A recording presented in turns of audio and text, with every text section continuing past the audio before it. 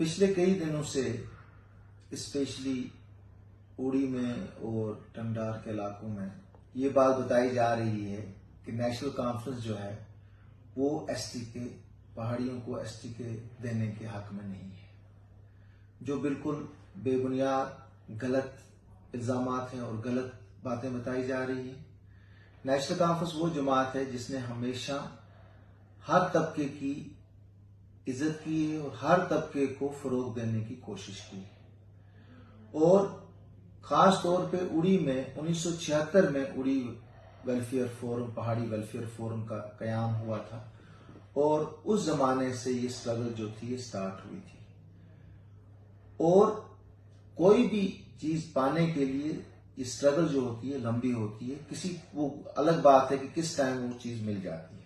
लेकिन उड़ी के कई लोग जो हैं जो इस दुनिया में इस वक्त नहीं है, जिन्होंने उस वक्त हमेशा इस शेड्यूल ट्राइब की बात की और इस दुनिया से चले भी गए। अल्लाह ताला उनको जन्नत फिरदौस अता फरमाए। हम उनकी कुर्बानियों को नहीं भूल सकते हैं। हमने हमेशा ये कहा कि हम एक कौम है, हमारी एथनिसिटी है, हम एक ही इलाके से ताल्लुक रखते हैं। वो मेरे गुजर भाई हैं, मेरे पहाड़ी भाई हैं। गुजर भाइयों को पहले एसटी मिली, आज पहाड़ी भाइयों को एसटी मिली है। तो एक स्ट्रगल थी। एक स्ट्रगल के बाद अगर गवर्नमेंट ऑफ इंडिया ने, आज की हुकूमत ने इस बात को मान लिया और ये स्ट्रगल जो है आज कामयाब हुई, अगर इसकी बिल जो है ये पास हुई है तो हम इसका खैर मकदम करते हैं। दूसरी बात यह है कि कुछ मीडिया में कुछ एक्टिविस्ट जो आजकल सो कॉल्ड पॉलिटिकल एक्टिविस्ट बने हुए हैं, वो ये गलत प्रोपेगेंडा दे रहे हैं कि हमारे एमपी हसनैन मसूदी साहब ने वहां पे जी एसटी बिल को अपोज किया। अनपढ़ी वाली बातें नहीं करनी चाहिए। बराए मेहरबानी करके आप वो देखिए, वीडियो देखिए।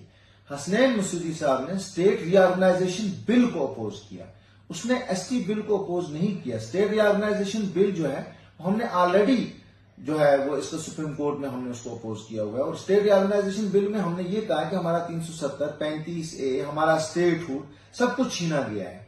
और उस स्टेट रीऑर्गेनाइजेशन बिल में ये ला रहे थे कि 5 सीटें हम जो है नॉमिनेट करेंगे, जो उस जमाने में सिर्फ 2 सीटें फीमेल्स के लिए नॉमिनेट होती थी। और उस वक्त की जो गवर्नमेंट बनती थी, जो चीफ मिनिस्टर बनता था, तो उस चीफ मिनिस्टर के पास इख्तियारात होता था कि वो नॉमिनेट करता था 2 लेडीज को। एक जम्मू से होती थी लेडी एमएलए के तौर पे नॉमिनेट, एक कश्मीर से होती थी। इस बार इन्होंने 5 सीटें बढ़ाई हैं और वो 5 में 2 कश्मीरी पंडित किए हुए, एक पीओके रिफ्यूजी किया हुआ और 2 लेडी सीट की है। तो हम इसको अपोज कर रहे हैं कि भाई ये बिल्कुल पहले रीऑर्गेनाइजेशन बिल ही गलत है। और उसके ऊपर जो ये नई चीज लाई गई है, ये पावर होना चाहिए चीफ मिनिस्टर को, जो यहाँ का चीफ मिनिस्टर बनेगा, ना कि गवर्नर को।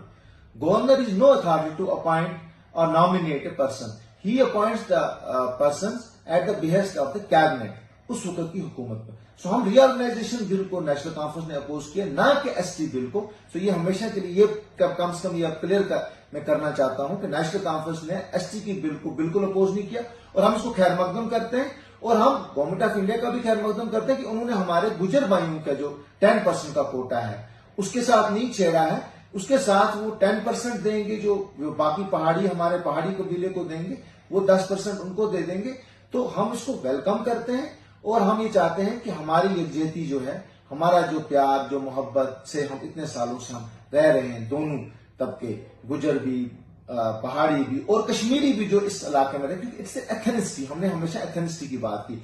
और नेशनल कॉन्फ्रेंस के ही दौर इक़्तिदार में उमर साहब ने जो है 4% पहाड़ी स्पीकिंग पीपल को जो है उसको रिजर्वेशन स्टेट में अपने दी थी। ये नेशनल कॉन्फ्रेंस ही थी जिसने दी थी। और उससे पहले भी शेख साहब के टाइम और फारूक साहब के टाइम, और जब शफी साहब कैबिनेट मिनिस्टर हुआ करते थे, उन्होंने 2 बार कैबिनेट में ये जो है यहां से पास करके गवर्नमेंट ऑफ इंडिया को उसको दिया था कि पूरा इलाके को दिया, जिसमें राजौरी, पुंछ, उड़ी, करना, टीठवाल, केरन, जो जो भी पहाड़ी इलाके हैं उनको ये जो है रिजर्वेशन मिलनी चाहिए। और आज अगर ये रिजर्वेशन इतने सालों की स्ट्रगल के बाद ये रिजर्वेशन हुई है पूरे इलाके के लिए, तो हम इसको वेलकम करते हैं। नेशनल कॉन्फ्रेंस इसको वेलकम करती है और उन इंतशार पसंद लोगों को खबरदार करती है जो इस किस्म के फाल्स प्रोपेगेंडा करती है। शुक्रिया।